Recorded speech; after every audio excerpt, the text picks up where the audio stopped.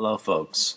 A brief introduction to Howard Nemerov and his poem, Runes. Nemerov came from a distinguished American family and grew up in New York City as kind of a child of privilege. His parents owned Russack's, a famous Fifth Avenue department store, at least famous in the 30s and 40s. They had two distinguished children, Diane Arbus, pictured at the lower left, and the famous photographer, and Howard Nemerov, a poet, a man of letters in the old sense of the word. He wrote criticism novels, a play, and of course many poems.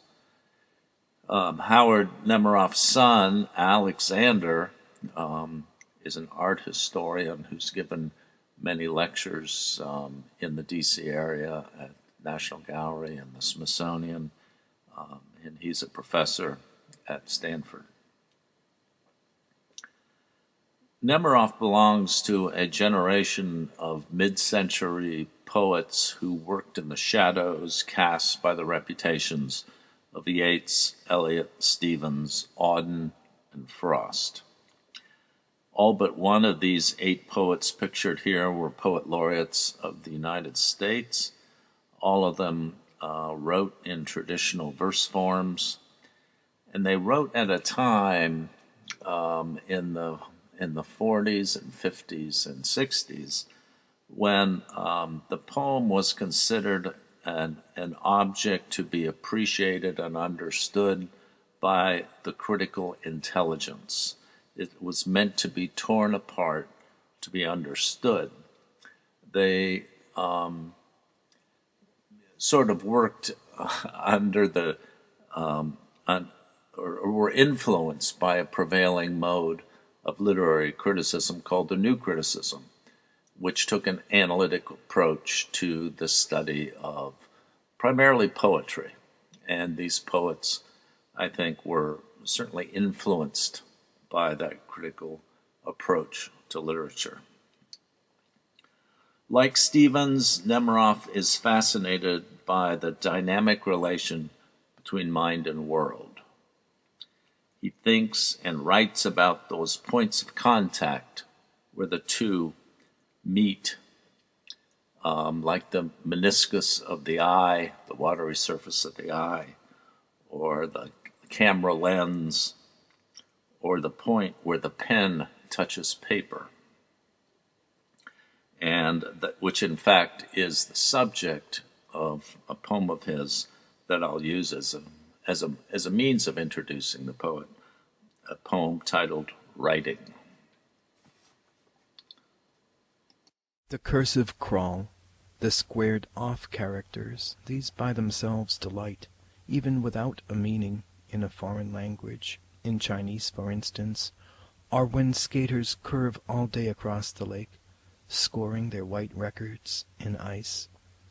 Being intelligible, these winding ways, with their audacities and delicate hesitations, they become miraculous, so intimately out there at the pen's point or brush's tip do world and spirit wed.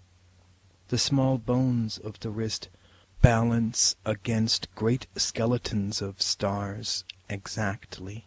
The blind bat surveys his way by echo alone. Still, the point of style is character.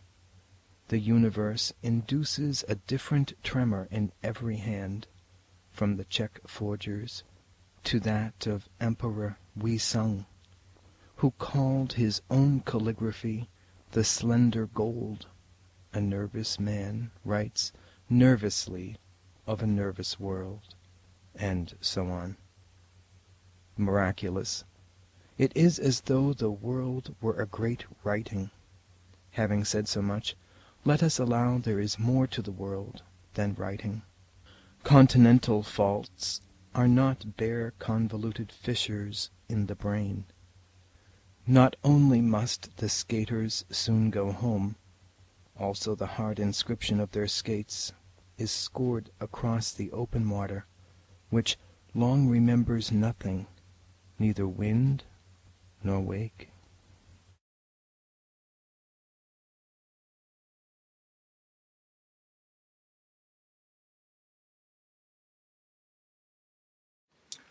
The major ideas of Nemerov's poetry might as well have come straight out of the Romantic poet's playbook.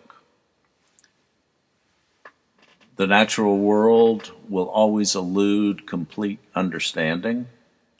Our concepts and language may order that world, but such an order is at best partial and temporary.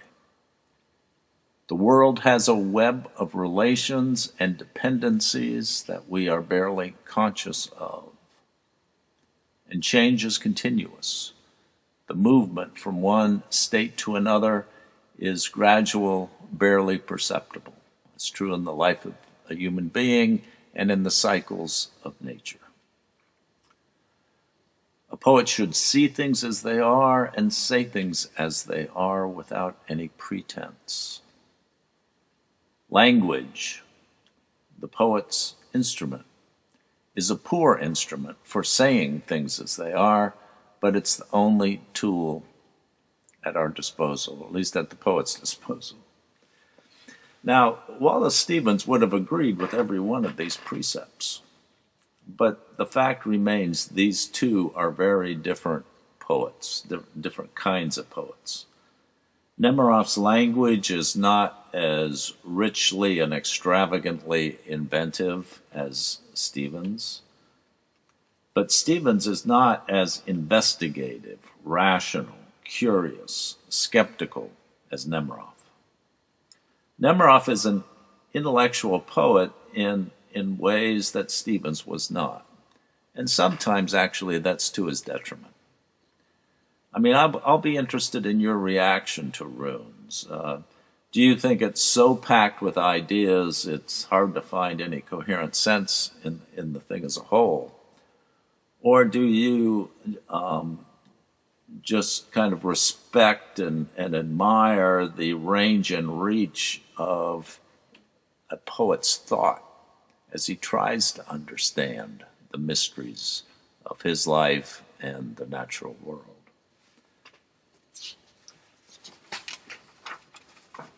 I've chosen to associate Nemerov with the naturalists, botanists, and cartographers of the 18th century, who came to the New World, the Americas as a whole, to sketch and catalog all of the new species they encountered. In that time, the distinction between art and illustration, between philosophy and science, was not as hard and fast as it is today. In fact, the word scientist didn't come into the language until the 1830s. The 18th century naturalists John and William Bartrim believed that knowledge should be tested by close observation of plants and animals out in the field of study in nature, and that science was well served by applying an artist's sensibilities to that task. This father and son team documented plant and animal life from the Ohio Valley southward into Florida. In fact, John Bartrim sent seeds and boxes of plants to Carl Linnaeus for study and classification. In fact, Linnaeus deserves a mention in this story as well, because he's kind of the classic example of a rationalist trying to understand nature's complexity by classifying variety and fitting each species into a taxonomy, a hierarchy. The word rune has a variety of meanings. In Anglo-Saxon, Old Norse, Old German, and Gaelic, a rune was a mystery, a secret, a dark, mysterious statement. So this word, associated with magic, also refers